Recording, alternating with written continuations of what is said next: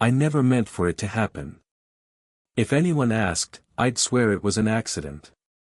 But the truth is harder than that, Messier. Because once it started, I didn't want to stop. It began in the most ordinary way, a Sunday afternoon, rain tapping lazy streaks against the cafe window. I was nursing a lukewarm coffee I hadn't touched in 10 minutes, pretending to scroll through my phone just to look busy. That's when she walked in. Not her, not yet. It was her younger sister, the one I'd been casually seeing for a few weeks. She was quick with smiles, always moving too fast, always talking. I thought she might be what I wanted. But then, a few steps behind her, came her. Older. Quieter. She carried herself differently, as if she'd long ago stopped caring what rooms expected from her. She didn't scan for approval the way her sister did. Her eyes were slower, sharper, and when they fell on me, something shifted in my chest. I couldn't name it then. I just knew I sat up straighter, as if caught doing something wrong. She barely said hello. A nod, maybe a half smile. She took the chair across from me while her sister disappeared to order drinks. And in that small pocket of silence, I realized how loud the world usually was. With her there, nothing needed filling. "You're the one she's been talking about," she said finally, her voice low, carrying just enough gravel to sound like late nights and tired mornings. "Guess so." I tried to laugh, but it stuck halfway. She studied me without hurry, and I hated how my hands suddenly didn't know what to do. I kept them wrapped around the coffee mug though it had gone cold. There wasn't much more said that day. She let her sister do the talking, interjecting only now and then, but I couldn't stop noticing her, the way she tucked a strand of hair behind her ear, how her wrist bent gently when she lifted her cup, how her silences weren't awkward at all, though mine always were. It should have ended there. It should have stayed a casual meeting, my girlfriend's older sister, nothing more. But something in the air wouldn't let it. Days passed. Weeks. Somehow, I kept finding myself in the same rooms as her, always by accident, always too aware. Sometimes she asked me small things, "How's work? You like that book?" Nothing worth remembering, except I did. I remembered all of it. Then came the night everything bent. Her sister had left in a rush, a forgotten phone charger dragging me to their house. She answered the door. Just her. No makeup, hair pulled back, loose sweater hanging like she didn't expect anyone to see her. I should have handed her the charger and left. But she leaned against the doorway instead of moving, her hand resting lightly on the frame, eyes not quite meeting mine. "Thanks," she said. A pause. "You, want to come in for a minute?" The house was quiet. Too quiet. I heard the hum of the refrigerator, the faint tick of a clock. She poured us each a glass of wine, though it was late, though she barely touched hers. We sat across from each other, the table between us almost unbearable. I couldn't stop watching her hands. She couldn't seem to decide where to rest them. I had no right to be there. Every second stretched too long. And when she finally lifted her eyes to mine, I swear my breath caught. Her phone buzzed on the counter. She didn't move to answer it. Instead, she whispered, almost too softly for me to hear, "Do you know what you're doing?" And just like that, I wasn't sure if I'd ever leave that room. "Do you know what you're doing?" The question hung in the air, soft but heavier than anything I could answer. I didn't. Not really. My throat tightened, and I forced a smile I didn't feel. "Bringing back chargers?" I said, weakly. Her lips curved, not into a smile but something close, something tired. She looked down at her wine glass like it might save her, swirling it though she never drank. I should have left then. Instead, I sat there, knees bouncing, pretending not to notice how her sweater slipped at the collar, exposing the curve of her shoulder. I didn't know much about her, not really. Just bits my girlfriend had mentioned without thinking. Divorced for years. Doesn't date. Works too much. Always has opinions. That was the outline I'd been given. But sitting in her kitchen, I caught a different picture. There were cookbooks stacked neatly against the wall, though half still had unbroken spines. A child's drawing was pinned to the fridge, faded edges curling. A boy, maybe 10 or 12, drawn stick-thin with a crooked smile. Her son, I guessed. You live here alone? I asked, just to fill the space. She hesitated. Mostly. My son stays some weekends. He's with his dad tonight. She paused, then added, "You're too young to worry about all that." I bristled, even though she wasn't wrong. 22 doesn't sound like much of a man, not next to 46. But the way she said it, not dismissive, more like she was trying to protect me from a reality I couldn't imagine, made me want to argue. I'm not as young as I look. That earned me her first real laugh. Quiet, almost surprised. The kind of laugh people make when they don't mean to let one slip. I thought about her sister then, the girl I was technically dating. She was sweet, unpredictable, always tugging me along. But I couldn't ignore the way she sometimes skimmed past me, like I was just a placeholder until something better came along. With her, I always felt like I had to perform. Keep up. Be interesting. With her sister, though, silence wasn't a problem. If anything, it felt like the only honest language I had left. Still, it was wrong. The thought of it pressed down like a weight. Age difference. Family lines. A whole history I hadn't lived through, sitting across from me with steady eyes and a glass of untouched wine. I tried to push it away. Told myself it was just the wine, just the quiet, just a moment that would pass.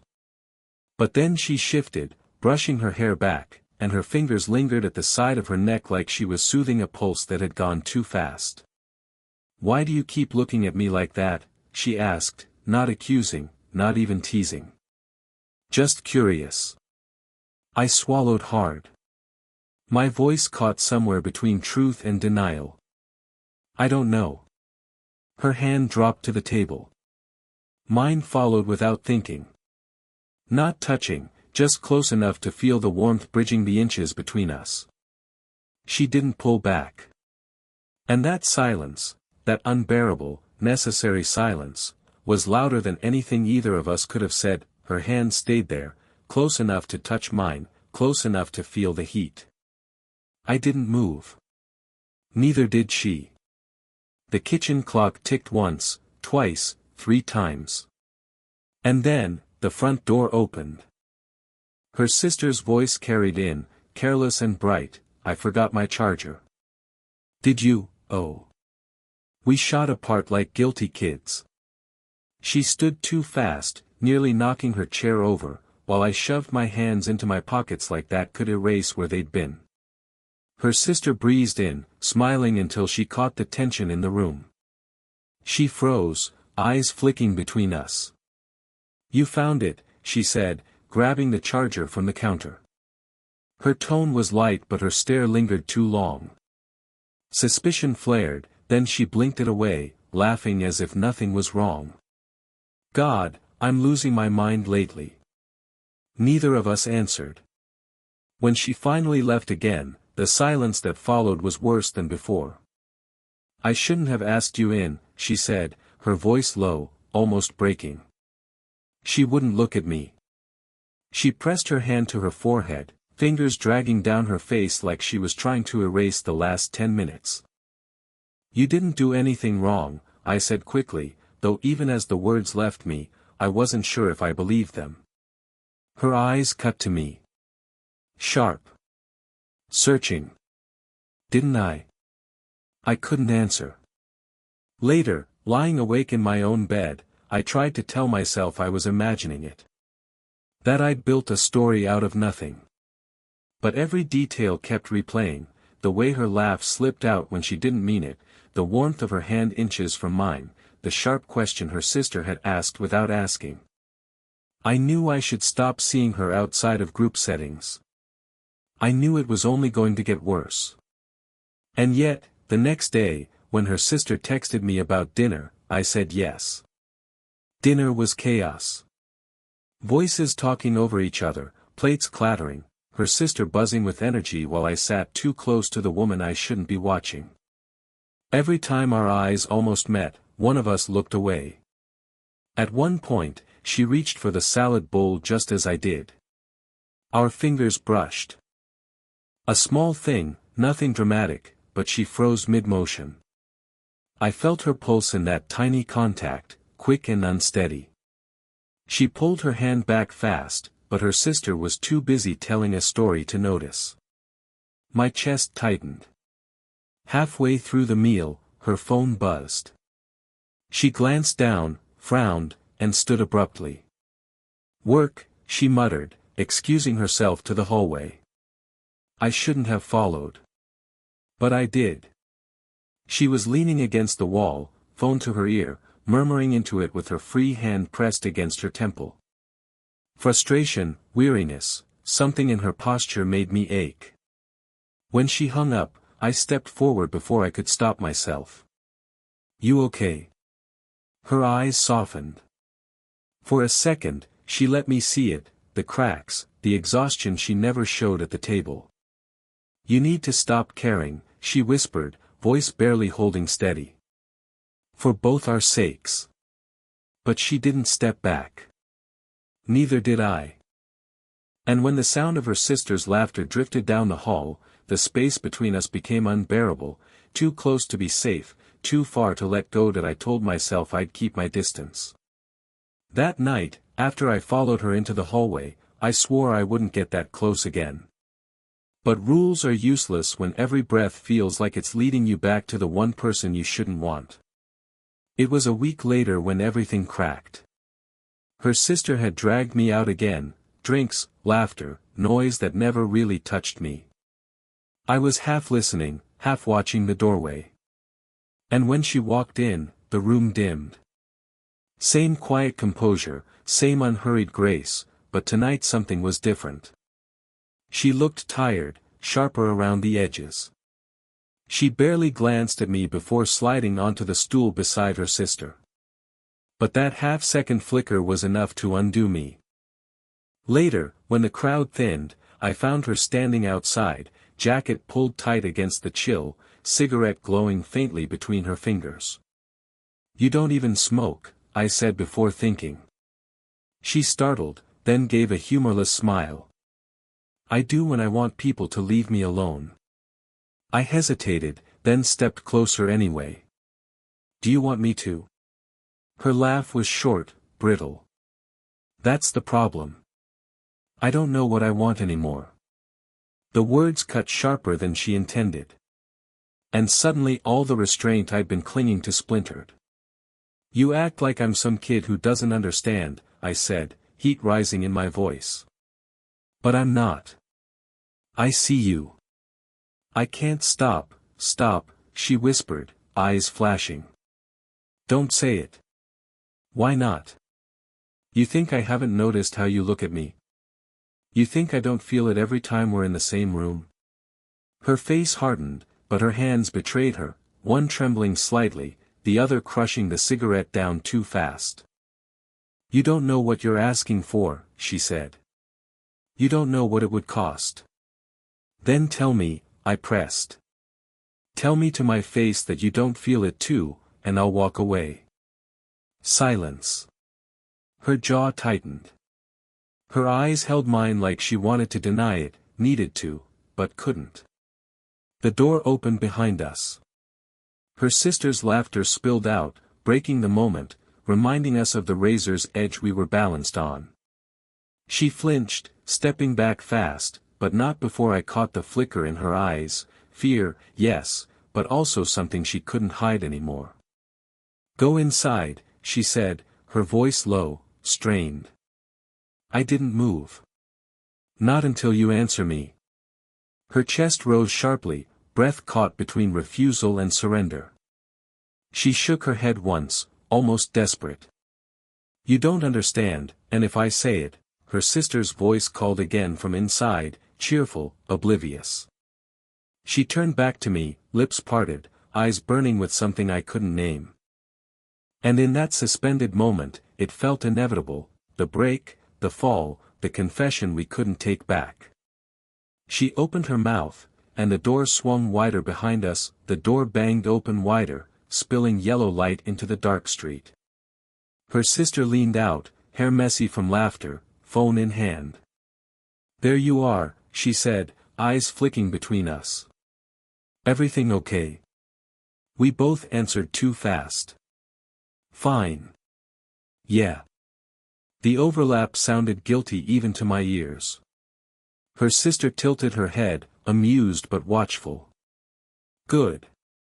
Because I was just on the phone with Mom, and she says you've been acting strange lately. She grinned, but her eyes landed on her sister, not me. Something you're not telling me? The silence stretched. My stomach dropped. Finally, she forced a smile, shaking her head. Nothing. Her sister let it go, but the suspicion lingered in her tone as she turned back inside. When the door shut, she exhaled hard, pressing her hands to her face. This has to stop, she whispered. I stepped closer. You don't mean that. I do. Her voice cracked, betraying her. If she suspects, if she even guesses, this will ruin everything. Do you understand that? I'm not afraid of her finding out. You should be. She lowered her hands, and her eyes pinned me in place. She's not just my sister. She's your girlfriend. The word slammed between us like a wall. Girlfriend.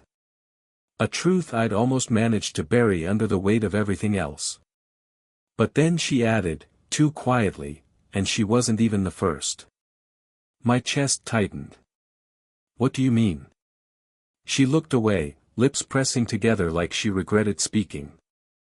When she finally met my gaze again, her expression was raw, stripped bare. You think you're the only one who noticed? The only one who felt it? She shook her head. I saw the way you looked at me from the start. And I tried to stay out of it. I told myself it was nothing, that I was imagining it. She took a sharp breath, her hand trembling slightly against her sweater. But then, she kissed you. She told me about it the same night, almost bragging. And all I could think was how wrong it felt. Because the whole time she was talking, all I wanted, was for it to have been me. The ground shifted beneath me. My pulse roared in my ears. You knew. I whispered.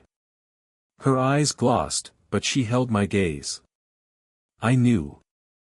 And I hated myself for it. A car passed, headlights sweeping across us. She flinched back into the shadows, but the words hung between us, undeniable now. It wasn't just me. It never had been. She had wanted it too. And that truth, more dangerous than any secret, bound us together in a way that made turning back impossible. Inside, her sister's voice called again, light, careless, unaware. But between us, silence burned hotter than fire. The moment she confessed, that she'd wanted it from the start, something inside me broke open. There was no pretending anymore, no safety in silence.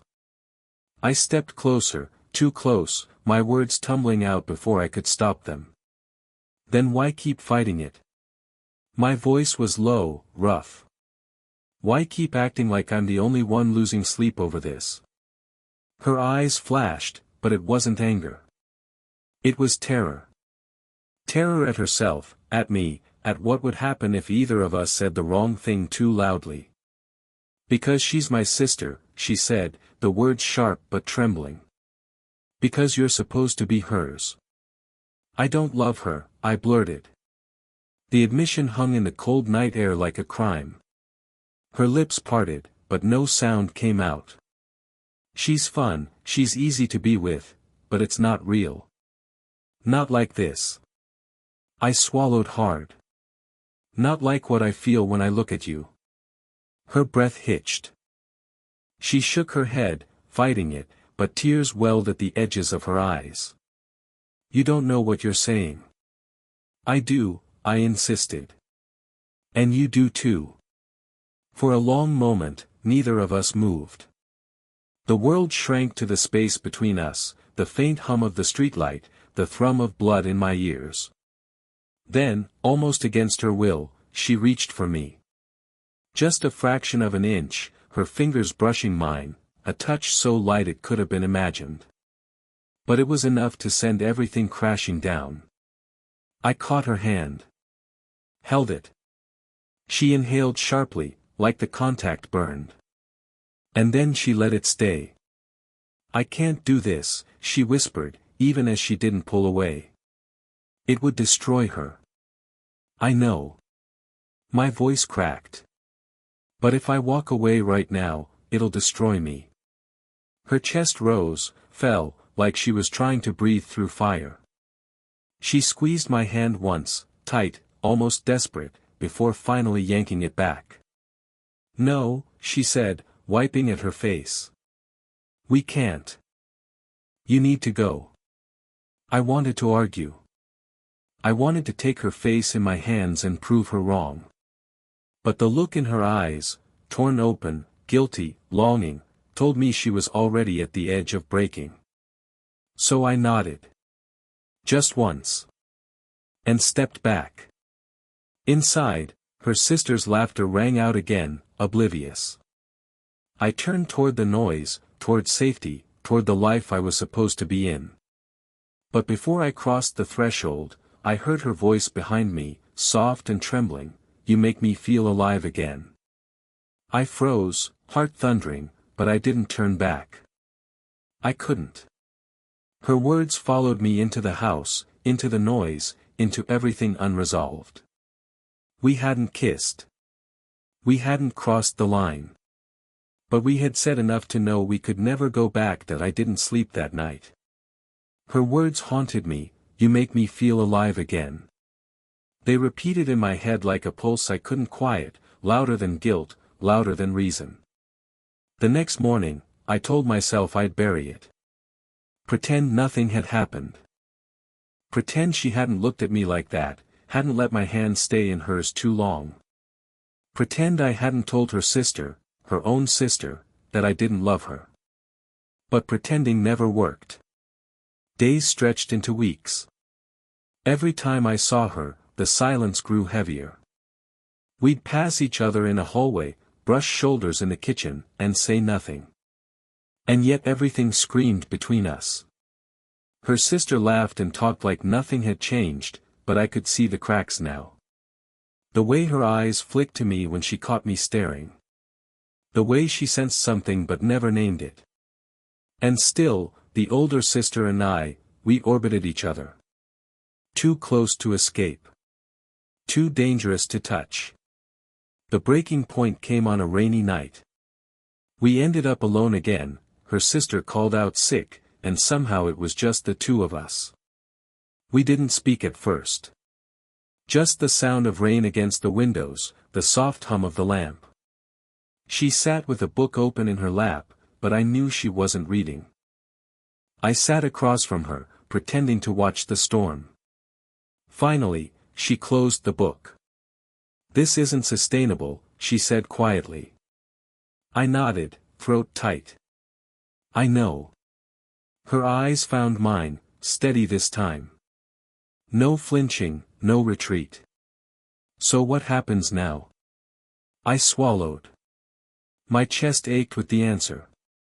We either keep pretending, or we stop lying to ourselves. The silence that followed was unbearable. She leaned back, hand pressing against her forehead, torn between two lives, duty and desire. And then, finally, she whispered, "I don't want to lie anymore." The kiss wasn't planned. It wasn't graceful. It was raw, desperate, the kind of kiss that burned years of silence away in a single breath. Her hands trembled against my face, mine clutched her like I was afraid she'd disappear. When we pulled back, the room spun with everything it meant. Betrayal. Beginning. A risk so sharp it might cut us both open. But her forehead rested against mine, and for the first time, neither of us stepped away. We didn't talk about her sister that night. We didn't talk about what tomorrow would demand of us, or how complicated it would get. All we knew, all we let ourselves know, was that something real had broken through the silence. Maybe it would end badly. Maybe we'd hurt people. Maybe we'd regret it. But for now, in that room, with rain pounding outside and her breath still shaky against my cheek, it was the only choice that felt alive. And I chose her. Thought Balloon, did you enjoy the story? Thought Balloon, what kind of stories would you like to hear next?